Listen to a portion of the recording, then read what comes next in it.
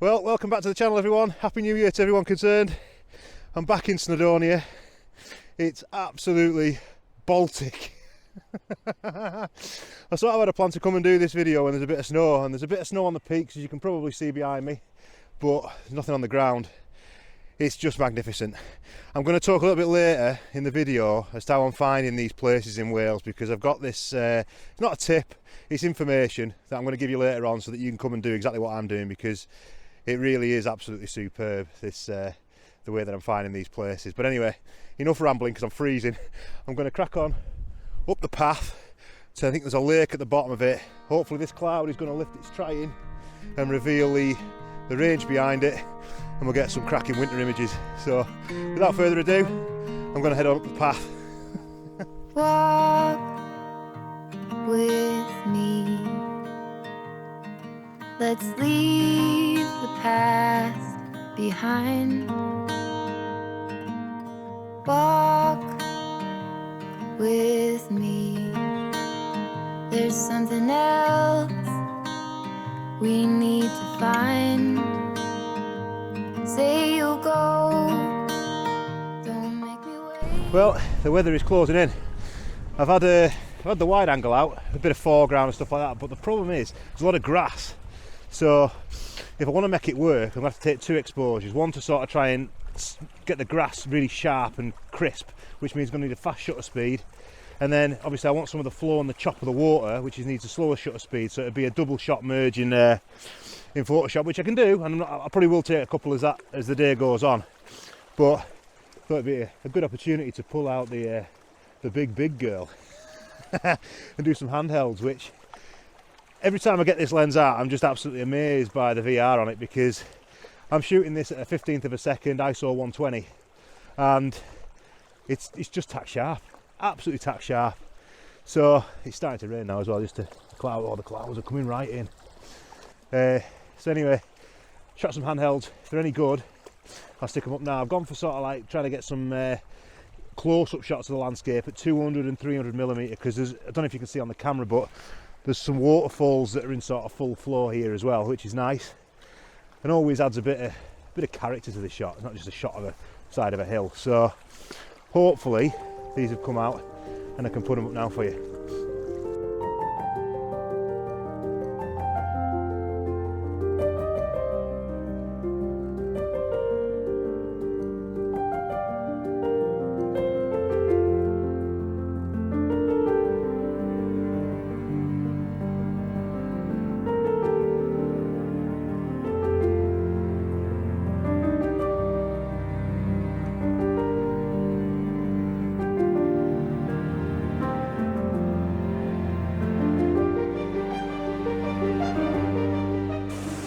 Well, I've come a little bit further up now, I hope you can hear me.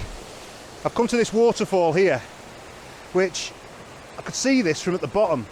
And what I thought was, it'll make a cracking shot without just cutting the sky out, because as you can see, the sky's pretty much got absolutely nothing in it. It's just blanket grey cloud this side.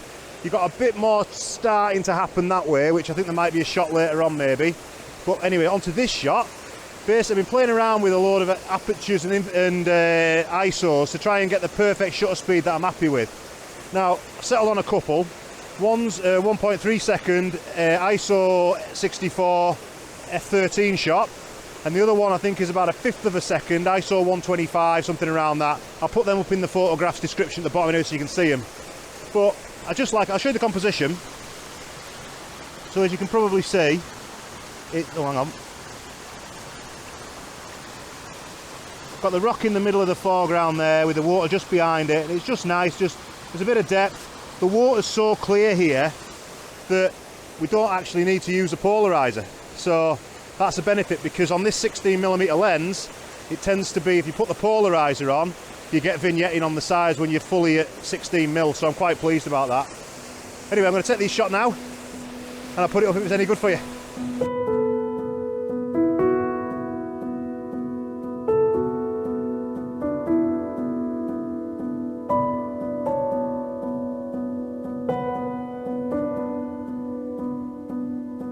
Well, I've walked off the beaten track now and I've trekked further up this waterfall, and this place is just so magnificent.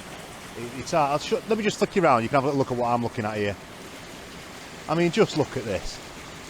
It's just absolute, as the French would say, c'est magnifique. It is absolutely awesome. I'm addicted to coming here. I really am. I will put up where this place is, and you can come and take these photographs for yourself. That's Tryfan's behind this, I think. Oh, that's Tryfan there. So the previous video that I shot was on the other side, the iconic shoot from that side, take a picture. This is a different angle, and it's just as good. It's just as good. I'll show you the composition.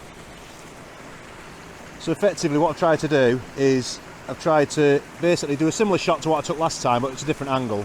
So I've got the water coming in from the side, flowing down into the scene, and then you've got obviously Tryfan is there, and the lakes in the bottom, and it's just incredible. If the light breaks through a little bit into that valley there, it's going to be epic. It is going to be epic. So I'm going to sit here for a little while. I'm going to have a Snickers, and then we'll see where we end up.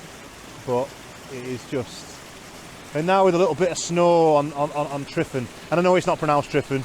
My cousin told me what it was called, and it's not Tryfan, it's Tryfan or something like that, I think. But for the argument's sake, we'll call it Tryfan.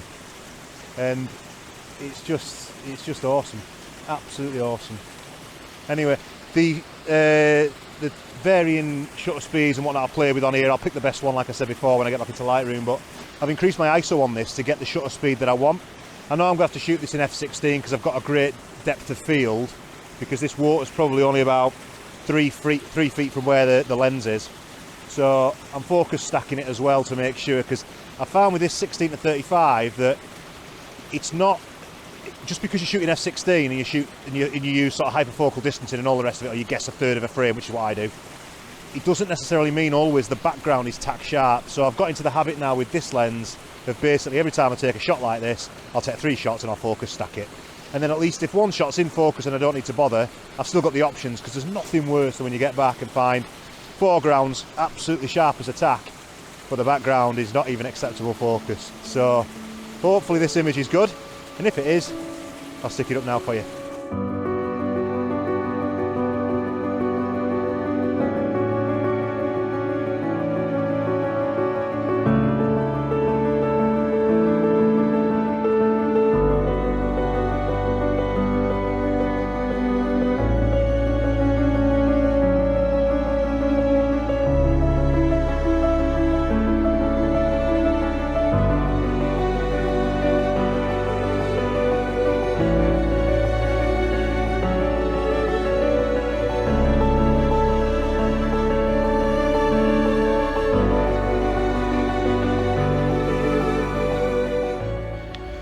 I thought, as I went my merry way on this journey and voyage of discovery, I'd talk about freebies, because as most probably know, I'm actually originally from Cumbria, and if you think Yorkshiremen are tight, well, we're in a different league.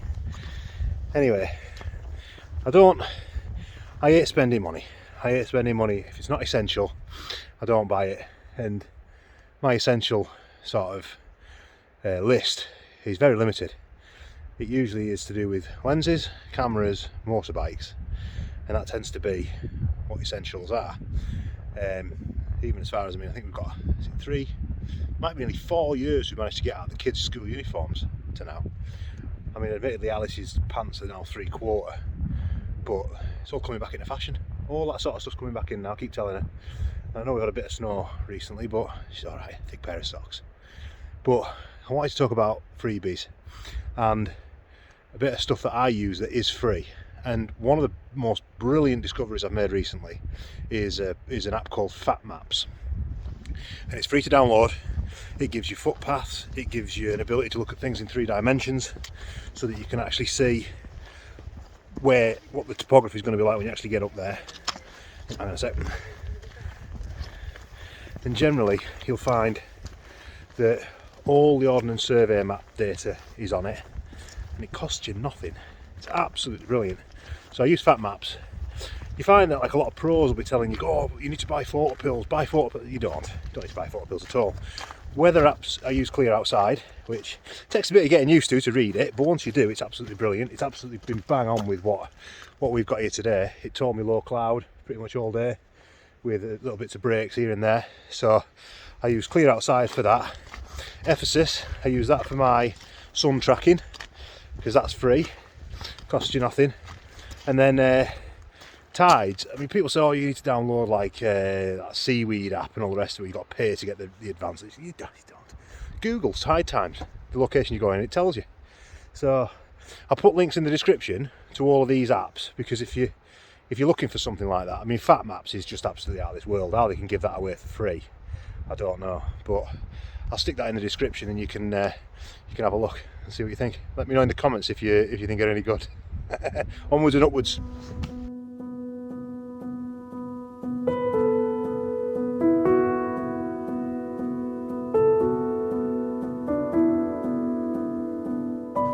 Well, it's a bit more sheltered here than it was with the raging waterfall just taken. And I did say at the beginning of the video that I would give, not a tip, but I'd explain some of the ways that I find these locations that I'm coming to in Snowdon. And really, I do a lot of research myself. I have a look online, I look at Google Earth, I have a look at Google to see what images have been taken, etc, etc. But it's so time consuming, that's the problem. And you don't know where to park when you get there. You can have a good idea, you can ask fellow photographers and stuff like that, but I never bother. So my mate Andy Clark put me onto these books, and they're the Photographer's Guide by Bowness, and I've just bought this one for North Wales and Snowdon, and that's what's helped me find this place today. And I'm not sponsored, I've got no financial interest in these books at all, but just for help for people that are looking for locations.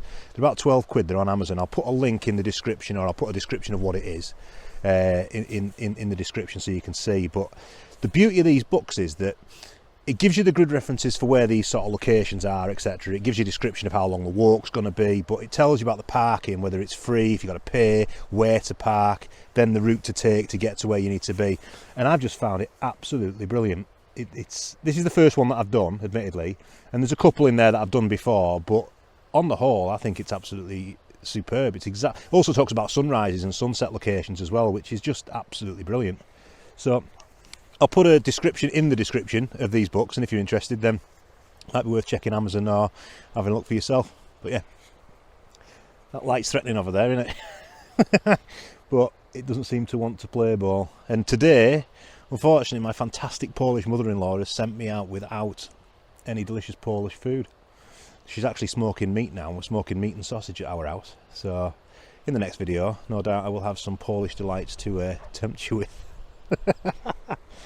Anyway, I'm going to crack on, see if there's a few more shots before we completely lose the light, and I'll flick you back on when we get the next composition.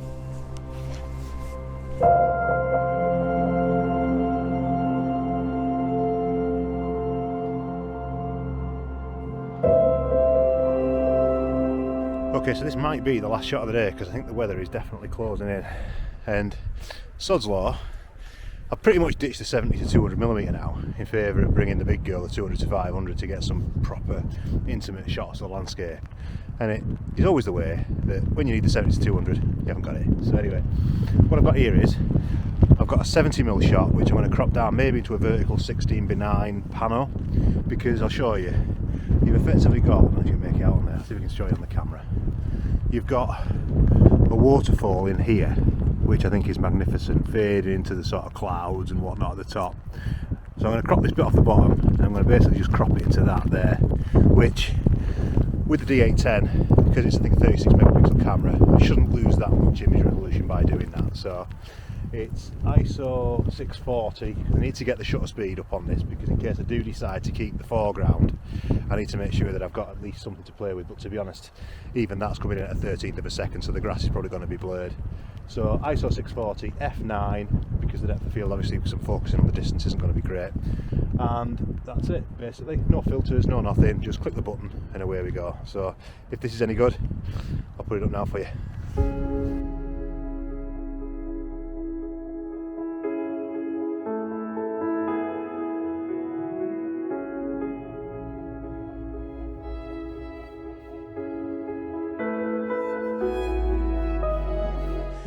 Well, I think I'm going to call it there. It's getting cold now. I tell you what, it's amazing the number of people that come up here in inappropriate gear. I mean, I must have passed about, what, 20 people in trainers. One crazy guy was even swimming in the lake in his swimming short. I took a photograph of him, I put a photograph of it. I mean, they're just insane. You come into the mountains and they're coming in trainers, and you know, it's like all about how they look. Anyway, it is what it is. If you like the content, don't forget, please give us a thumbs up, subscribe, tell your friends, leave a comment, etc, etc, etc. You know the score. But yeah, until the next time, I'll see you around. Wow, superb.